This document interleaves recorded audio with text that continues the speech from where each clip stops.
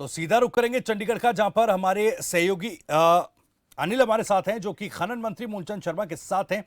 अनिल, जरा पूछेगा, क्योंकि प्रदेश में अवैध खनन को रोकने के लिए एसटीएफ का गठन भी 3 जून को किया गया था, और उसके बाद इस तरह की वारदात को अंजाम खनन माफिया दे रहे हैं। कानून व्यवस्था को लेकर एक बड़ा सवाल खड़ा हो रहा है, और सवाल यह भी, जब अवैध खनन रोकने को लेकर सरकार ये कार्रवाई कर रही है, उसके बावजूद इस तरह की घटना होना एक बड़ा सवालिया निशान है। जी बिल्कुल, देखिए जिस तरीके से एसटीएफ का गठन किया गया था और आज जो घटनाक्रम हुआ है, पूरा जो मामला सामने आया नूह में, जिस तरीके से डीएसपी पर ट्रक चढ़ा दिया गया अवैध खनन के दौरान, तो ये पूरा मामला जो है वो काफी सवालों के घेरे में आ गया। हालांकि अवैध खनन को रोकने के लिए सरकार की तरफ से कई प्रयास भी किए गए। अभी जो ये पूरा घटनाक्रम हुआ, इस पर बात करने के लिए हमारे साथ हरियाणा के परिवहन और खनन मंत्री मूलचंद शर्मा जी मौजूद हैं। शर्मा जी, एक दुखद घटनाक्रम हुआ, किस तरीके से देखते हैं, क्योंकि पुलिस के डीएसपी पर ट्रक चढ़ा दिया गया सर? नहीं, दुखद घटना है, इससे बड़ी घटना क्या हो सकती है। और डीएसपी को जिस तरह मौत के घाट उतारा है, उनकी टीम के साथ जो बदतमीजी की है, इससे दुखद घटना नहीं हो सकती। और सख्ती के साथ सरकार इनके खिलाफ कार्रवाई करेगी। जो भी इसमें दोषी हैं, जो लोग शामिल हैं, जिन लोगों ने भी जानकारी दी है, किसके मैसेज पे डीएसपी को किसने जानकारी दी है, डीएसपी टीम लेके गया है, तो ये सारी जानकारी के करने के बाद जो भी इससे मिलेंगे खिलाफ कार्रवाई करेंगे। अभी प्राथमिक जानकारी में क्या सामने आया, क्योंकि आपने एसपी से भी बात की है सर, क्या जानकारी मिली है सर? नहीं, एसपी से मेरी जानकारी यही, पचगाम के हैं, पचगाम के लोग हैं, और पचगाम में तावड़ू थाने के अंदर आता है। ये वो लोग हैं, चोरी चारी करते हैं, चोर कर ले, यहाँ से कर ले, ये वो लोग हैं। और इन पर कितने मुकदमे दर्ज हैं। और ये भी है कि जानकारी, ट्रक भी असली है नकली है, ये पूरी जानकारी इनसे मिलेगी भी क्या है। ये लोग जो नूह जिला है, इसमें लोग इनके खिलाफ सख्ती के साथ हम कार्रवाई करेंगे, और हम एक भी किसी को बख्शेंगे नहीं, जो भी हम खिलाफ कार्रवाई करेंगे। डीजीपी साहब को भेजा गया, वहां पर मौके पर जा रहे हैं डीजीपी साहब? हाँ, बड़े अधिकारी की डेथ हुई, बड़े अधिकारी का जो डेथ हुई है, बड़े अधिकारी के साथ जो इस तरह से कुचला गया, डीजीपी साहब गए हैं सारे हालात को जायजा। अवैध खनन को लेकर सर एक बार फिर सवाल खड़े हो गए, विपक्ष भी सवाल खड़े कर रहा है। पूर्व मुख्यमंत्री भूपेंद्र सिंह हुड्डा वो भी सवाल खड़े कर रहे हैं कि किस तरीके से प्रदेश में अवैध खनन जो है वो जारी है। किस तरीके से अवैध खनन हो रहा है प्रदेश में? नहीं, मेरा ही कहना है कि जो मेवात का जिला है, यहाँ खनन की कोई पिटी नहीं है, यहाँ खनन की कोई जगह ही नहीं है।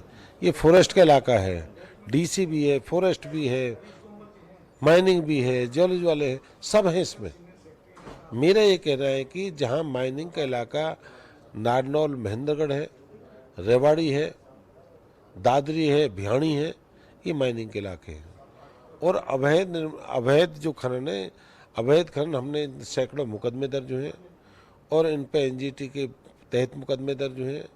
और विपक्ष ये बता कितने मुकदमे दर्ज हुए हैं, जब इनका 450 करोड़, हम तो 950 करोड़ रेवेन्यू दिया है।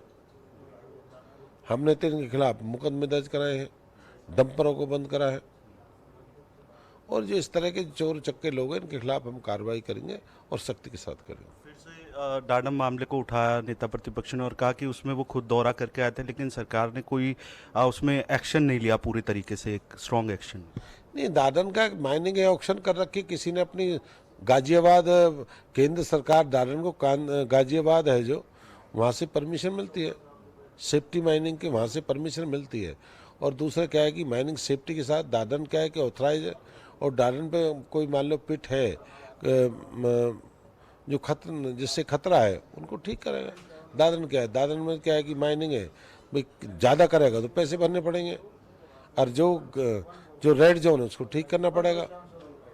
एसटीएफ का भी गठन हुआ था सर अवैध खनन को? वो भी टीम गठित है, वो अपनी रिपोर्ट देगी। माइनिंग दी है, माइनिंग प्रदेश ने ऑक्शन की है, ऑक्शन पे लिए है, रेवेन्यू देते हैं, उसकी हम पैसे लेते हैं। लेकिन विपक्ष तो कह रहा है आपके समय से ज़्यादा अवैध खनन के मामले बढ़ गए, हमारे समय में ज़्यादा नहीं थे। कार्रवाई किस तरीके से सरकार कर रही है अवैध खनन? हम पूर्व की सरकार ने जो कार्रवाई है उससे बेहतर कार्रवाई करेंगे।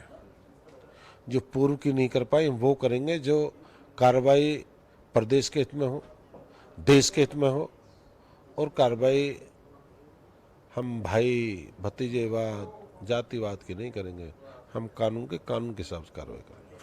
आखिरी सवाल मेरा ये, आपने कहा कि जिस जगह ये पूरा हादसा हुआ वहाँ पर माइनिंग जी चल रही थी, फॉरेस्ट का वो पूरा इलाका था, और इस तरीके की कितनी साइट्स है पूरे हरियाणा में जहाँ पर इस तरीके से हो रहा हो, चोरी बताया आपने कि चोरी की जा रही थी, वहाँ से पत्थरों की चोरी हो रही है, रेत की चोरी हो रही है, ऐसी और कितनी साइट्स हो सकती है सर? कहीं रेत की कहीं चोरी नहीं है।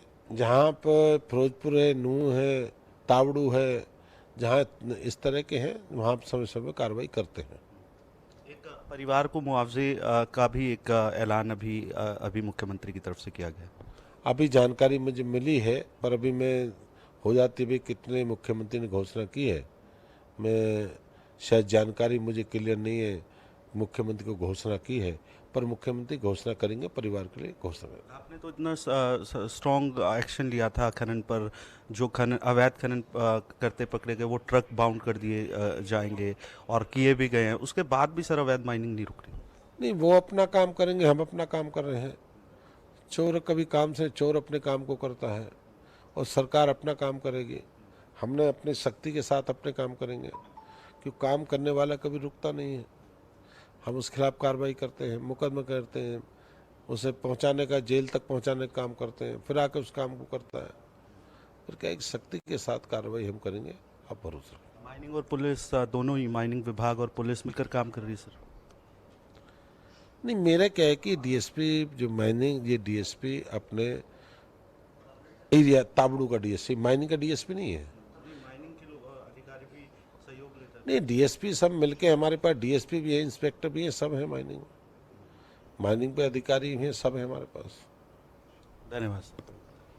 तो फिलहाल यहाँ पर एक स्ट्रॉन्ग एक्शन लेने की बात जो है वो की जा रही है खनन मंत्री की तरफ से। साथ ही ये भी कहा जा रहा है कि जिस तरीके से विपक्ष इस पूरे मामले को लेकर हमलावर है अभी सरकार पर, पहले के मुकाबले सरकार में अवैध खनन के ज्यादा मामले पकड़े गए हैं और स्ट्रॉन्ग एक्शन जो है सरकार की तरफ से लिया गया, ये कहते नजर आ रहे हैं। बिल्कुल अनिल, लौटूंगा आपके पास, आप बने रहिए हमारे साथ, लेकिन दर्शकों को एक जानकारी दे दूं। दरअसल मुख्यमंत्री मनोहर लाल ने मुआवजे का ऐलान भी किया गया है। पीड़ित परिवार के लिए 1 करोड़ के मुआवजे का ऐलान मुख्यमंत्री की तरफ से किया गया है। इसके साथ साथ डीएसपी सुरेंद्र सिंह को शहीद का दर्जा देने का ऐलान भी मुख्यमंत्री की तरफ से किया गया। यह बड़ा ऐलान।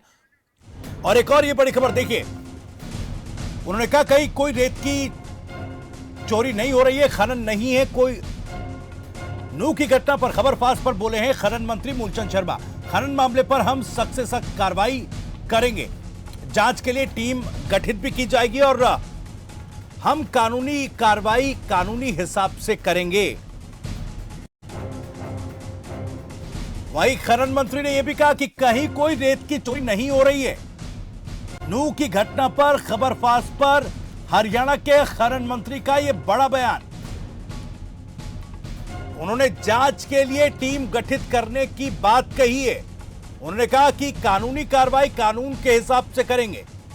उन्होंने यह भी जानकारी दी कि कहीं कोई रेत की चोरी नहीं हो रही है, कहीं पर भी अवैध खनन नहीं हो रहा है।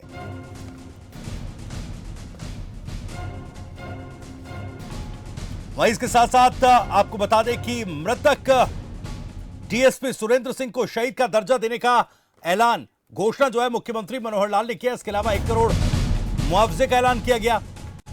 तो बड़ी खबर, बड़ी जानकारी आपको बता रहे हैं। हरियाणा के मुख्यमंत्री ने बड़ा ऐलान किया है। डीएसपी के परिवार में एक सदस्य को सरकारी नौकरी दी जाएगी।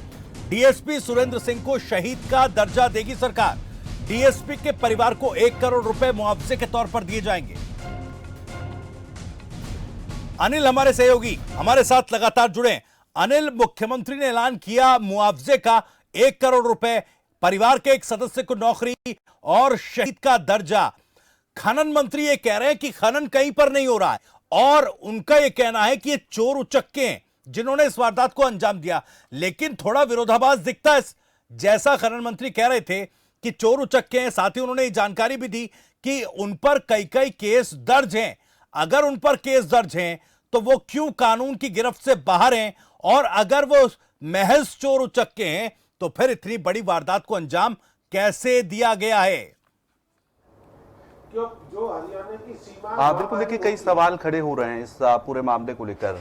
हालांकि ये कहना कि चोरी बताया जिस तरीके से परिवहन मंत्री की तरफ से, खनन मंत्री की तरफ से पूरे मामले को लेकर, उसके पीछे एक वजह थी। परिवहन मंत्री, खनन मंत्री ये कहते नजर आ रहे थे कि जहां पर साइट्स दी गई हैं सरकार की तरफ से वैध तौर पर, वहां से ये अवैध खनन नहीं किया जा रहा था, बल्कि जो फॉरेस्ट डिपार्टमेंट की जो लैंड है वहां से ये चोरी जो है वो की जा रही थी। हालांकि मामले दर्ज है, लेकिन जिस तरीके के पहले से नियम हैं खनन को लेकर, अवैध खनन को लेकर, उसमें नई सरकार की तरफ से मौजूदा सरकार गए थे, स्ट्रॉन्ग किया गया था अवैध खनन को लेकर।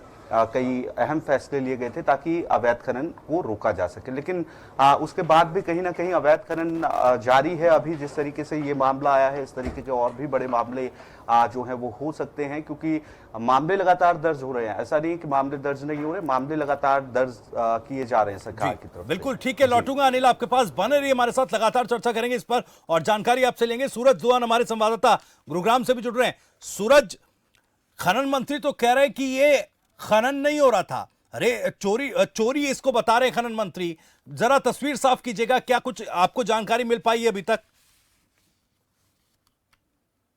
साफ साफ तस्वीर बिल्कुल यहाँ पर दिखती नजर आ रही है कि यहाँ पर जो अवैध खनन है वो बिल्कुल मंत्री जी ने जरूर कहा कि अवैध जो खनन नहीं हो रही थी, लेकिन वहां पर जो मौके पर मुआयना किया तो वहां पर पत्थर चोरी और अवैध खनन के मौके पर वहां पर विजुअल और मौके पर वहां डंपर से वहां पर जो पंचगांव है और वहां तागड़ू में जो अलावरी क्षेत्र में है उसको चोरी करते हुए नजर आ रहे थे। हालांकि इतना जरूर है भविष्य कि माइनिंग की यहाँ पर अथॉरिटी नहीं है, माइनिंग महेंद्रगढ़ में, नानोल में है, यानी वो नुरानगढ़ चौधरी में है, लेकिन यहाँ पर भी जो पत्थर चोरी है, जो खनन है वो की जा रही है। कहीं ना कहीं ये देखने वाली बात है कि पहले रात को पत्थर चोरी करते थे और लेकिन अब दिन में ही जो खनन माफिया है वो बिल्कुल ठीक है। एक सवाल उठ सकता है सूरज यहाँ पर, क्या इसे चोरी बताकर मामले को थोड़ा स्पिन देने की कोशिश हो रही है क्या? दूसरा मेरा सवाल यह है, क्योंकि 3 जून को अवैध खनन को लेकर एक एसआईटी का गठन भी किया गया था, अब सवाल यह उठता है जब डीएसपी को जानकारी मिली और वो कार्रवाई करने के लिए वहां पर पहुंचे, तो क्या जो डीएसपी सुरेंद्र सिंह थे वो इस एसआईटी का, माफ कीजिएगा, एसटीएफ का गठन किया गया था 3 जून को, क्या उसका हिस्सा थे? और जो इसमें बाकी विभाग हैं, क्या उनको इस बारे में जानकारी दी गई थी और क्या कलेक्टिवली उस एसटीएफ की तरफ से कार्रवाई की जानी थी इसमें, जो कि नहीं की गई? किसका फेलियर? देखिए साहब, जाहिर है जो अरावली का क्षेत्र है वो वन विभाग का क्षेत्र आता है और उसमें जो अरावली का क्षेत्र आता है वो पंचगांव को टच करता हुआ वो जो तागड़ू का क्षेत्र है, यानी गुरुग्राम के आसपास अरावली की पहाड़ियां जरूर है, लेकिन यहाँ पर अवैध खनन करना यानी गैर कानूनी है और एसआईटी की गठन जरूर किया गया था, लेकिन रात को ही पत्थर पहले चोरी होते थे और विजुअल में भी आप भविष्य देख सकते हैं खनन माफिया है और रातों रात पत्थर चोरी करके चाहे वो राजस्थान हो, अलग अलग प्रदेशों में बेचते हैं, मेवात में बेचते हैं, लेकिन पहले भी अधिकारियों को और सरकार को इस बात का पता था कि यहाँ पर पत्थर चोरी होते हैं, लेकिन जब सख्ताई की डीएसपी ने, जब सुरेंद्र सिंह ने, तो रात को ही वो चोरी रुक गई। लेकिन जो भू माफिया है, जो खनन माफिया है, रात की बजाय वो दिन में ही पत्थर चोरी करने लगे।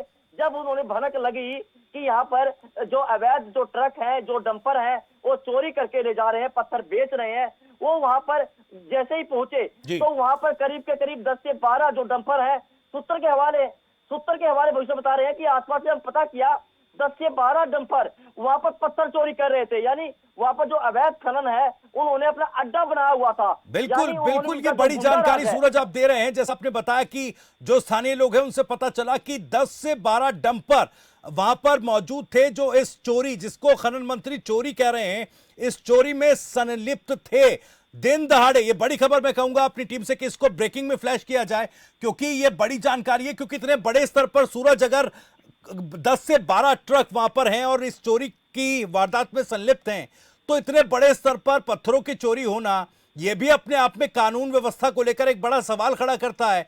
कितने बड़े पैमाने पर पत्थरों की चोरी हो रही है और जो प्रशासन है उसको खबर तक नहीं है, और जब डीएसपी वहां पर कार्रवाई के लिए पहुंचते हैं तो उन पर जानलेवा हमला किया जाता है, उनकी हत्या कर दी जाती है। देखिए बल्कि अगर देखो, मैं साफ जाहिर मैं ये बताना चाहूंगा, और यहाँ पर जो पता भी लगा है कि ये पहली बार मामला नहीं हुआ, पहले भी इस तरह की जो खनन माफियाओं ने अपनी जो गुंडागर्दी दिखाई है, पहले भी घटना को अंजाम दिया है, लेकिन वन विभाग के अधिकारी नहीं पता है कि यहाँ पर जो खनन है, अवैध खनन की जा रही है, क्योंकि ये पहली बार ऐसा नहीं हुआ कि पत्थर चोरी की जा रहे हैं। आज तो नहीं, पर आज तो रात तो कोई वहां पे कोई खनन मशीन तो नहीं लगा दी गई, वहां जेसीबी लगी हुई है, वहां पे जो ट्रक जा रहे हैं तो वहां पर पूरे रास्ता बनाए गए हैं। भविष्य 3 रास्ते बनाए गए हैं वहां पर। एक अरावली की क्षेत्र में ऊपर चढ़ता है, दूसरा जो रास्ता है वो तागुड़ तरफ जाता है, तीसरा रास्ता है वो टच होता हुआ हाईवे की तरफ जाता है। यानी जो अरावली की जो पहाड़ी है जहाँ पर खनन माफिया है जो पत्थर चोरी करते हैं, ये नहीं है कि अधिकारियों को नहीं पता था, अधिकारियों को पता था, लेकिन जब रात को पत्थर चोरी होते थे उनका इतना खौफ नहीं था। जब वो डीएसपी सुरेंद्र सिंह वहां पर गए तो रात को बंद होने के बजाय दिन में ही खनन माफिया वहां चोरी करने लगे। और यहाँ पर सूत्र जब वहां पर रोकने के लिए पहुंचे तो डीएसपी सुरेंद्र के साथ में 2 जो पुलिसकर्मी और भी थे, 2 घायल बताए जा रहे हैं। क्योंकि जब वहां से आसपास में जो वहां के लोग हैं उनसे पता लगा गया, उन्होंने बताया कि पहली बार नहीं हो रहा कि यहाँ पर पत्थर चोरी हो रहा हो, ये तो लगातार कंटिन्यू है। क्योंकि कहीं ना कहीं यहाँ पर जो अधिकारी है सम्मिलित मिलेंगे, क्योंकि इसलिए मिलेंगे कि रातों रात तो कोई पहाड़ नहीं खोद देता। तो अगर वहां पे जाए भविष्य तो आपको पता लगेगा कम से कम 3 एकड़ में उस जो अरावली क्षेत्र में जो पत्थर है वो चोरी किए हुए हैं। वहां पे मशीन भी लगाई गई है, वहां पे उसको पत्थर चोरी करते हुए ट्रक लगाए गए हैं, क्योंकि अगर एक ही ट्रक है, एक डंपर है, इतने बड़े पहाड़ को तो नहीं ढो सकता। तो वहां पर करीब वहां पर दर्जनों ट्रक चलते हैं, अलग अलग शिफ्ट में चलते हैं कि 10 ट्रक आपके अभी जाएंगे, 10 ट्रक आपके अभी जाएंगे। ये सारे की सारी ये भविष्य वहां के वन विभाग के जो कर्मचारी हैं, जो अधिकारी हैं, उनके भी संज्ञान में था। और आसपास के जो अधिकारी हैं, चाहे वो पुलिस कर्मी हो, उनको ही पता था कि यहाँ पर अवैध रूप से यहाँ पर खनन की जा रही है, पत्थर चोरी किए जा रहे हो। लेकिन जैसे ही सूरज में लौटूंगा, आपके पास लौटूंगा और भी जानकारी आपसे लूंगा। एक बार रुक करूंगा अपने सहयोगी अनिल का। अनिल, जो सूरज हमें जानकारी दे रहे हैं, उन्होंने बताया कि स्थानीयों ने जानकारी दी है कि 10 से 12 ट्रक वहां पर इस जो चोरी की वारदात है उसमें संलिप्त थे। और चूंकि खनन मंत्री कह रहे थे फॉरेस्ट की जमीन है और चोरी चकारी वहां पर ये लोग करते हैं, इतने बड़े पैमाने पर ये चोरी हो रही है, स्थानीय लोग इसके बारे में जानते हैं। फॉरेस्ट विभाग के कर्मचारी और जो अधिकारी हैं वो क्या सो रहे थे? क्या उनकी एक लापरवाही या जवाबदेही तय नहीं होनी चाहिए? बिल्कुल, देखिए जवाबदेही तय होनी चाहिए और अकेले फॉरेस्ट डिपार्टमेंट की भी हालांकि यहाँ पर जिम्मेदारी तय होनी चाहिए, लेकिन उसके बावजूद जो खनन विभाग के तमाम अधिकारी हैं, चाहे उसमें खनन इंस्पेक्टर की बात की जाए, खनन डीएसपी की बात की जाए, इसके अलावा अलग अलग जो अधिकारी होते हैं खनन विभाग के, उनकी जिम्मेदारी भी रहती है कहीं ना कहीं अवैध खनन को रोकना और अवैध खनन होने से बचाना, इसके साथ सख्त कार्रवाई करना ताकि अवैध खनन ना हो। और कहीं ना कहीं एक बड़ी चूक यहाँ पर जरूर इसे कहा जा सकता है, जिस तरीके से पूरा मामला सामने आया। लगातार वहां पर अवैध माइनिंग इसको ऐसा अनिल, इसको ऐसा इस तरह से ये दिखाई देता है कि कहीं ना कहीं जो लापरवाही बढ़ती गई, सवाल ये उठता है कहीं इसके पीछे पूरा संरक्षण तो नहीं दिया जा रहा था। बिल्कुल, देखिए अब सवाल उठेंगे और क्योंकि विपक्षी नेताओं की तरफ से भी सवाल उठाए गए हैं कि पूरे संरक्षण के तहत अवैध खनन जो है वो प्रदेश में चल रहा है और अगर संरक्षण नहीं होता तो फिर ये कार्रवाई, चाहे उसमें पुलिस विभाग की बात की जाए, पहले क्यों नहीं इसे रोका गया, खनन विभाग की बात की जाए, खनन विभाग के तमाम अधिकारी रहते हैं, उनकी तरफ से कार्रवाई की जाती है अवैध खनन को रोकने के लिए, ये कई सवाल उठते हैं। और यही कारण है कि जिस तरीके से पूरा हादसा, पूरा मामला हुआ, अब सरकार की तरफ से बड़े जो है मुआवजे के ऐलान कर दिया गया है परिवार के लिए, एक सदस्य को नौकरी का ऐलान जो है वो सरकार की तरफ से कर दिया गया। ये तमाम चीज़ें इसीलिए की जा रही कि कहीं ना कहीं एक सिस्टम जो रहता है उसमें कहीं ना कहीं एक बड़ी चूक ये जरूर थी। चलिए, फिलहाल के लिए बहुत बहुत शुक्रिया अनिल आपका। और भी जानकारी के लिए वापस मैं लौटूंगा। आप अभी के लिए शुक्रिया, लेकिन इस खबर पर बने रहिएगा, वापस हम आपके पास आएंगे। सूरज, सवाल उठ रहा है कि ठीक है, फॉरेस्ट विभाग की जवाबदेही तय होनी चाहिए, क्यों दिन दहाड़े इस तरह से बड़े पैमाने पर यहां पर पत्थरों की चोरी हो रही है और उसके बावजूद देखिए इस तरह की वारदात को अंजाम दे दिया जाता है, डीएसपी की हत्या कर दी जाती है।